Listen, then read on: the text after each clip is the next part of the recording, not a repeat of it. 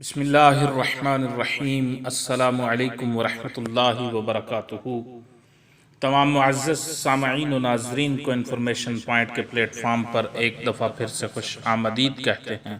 معزز سامعین و ناظرین، ہماری آج کی ویڈیو کا عنوان ہے تنگ دستی کا علاج، غربت سے نجات کا وظیفہ۔ سامعین و ناظرین، مدنی پنصورہ نامی کتاب میں امیر اہل سنت دامت برکاتہم القدسیہ نے نقل کیا ہے کہ یا ملکو 90 بار جو غریب و نادار روزانہ پڑھا کرے انشاءاللہ غربت سے نجات پائے گا۔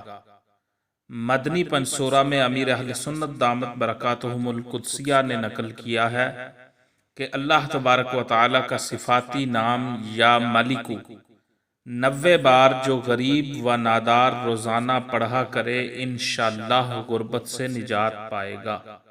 جو بھی وظیفہ پڑھیں اس سے پہلے اور آخر میں کم از کم ایک مرتبہ درود پاک ضرور پڑھا کریں۔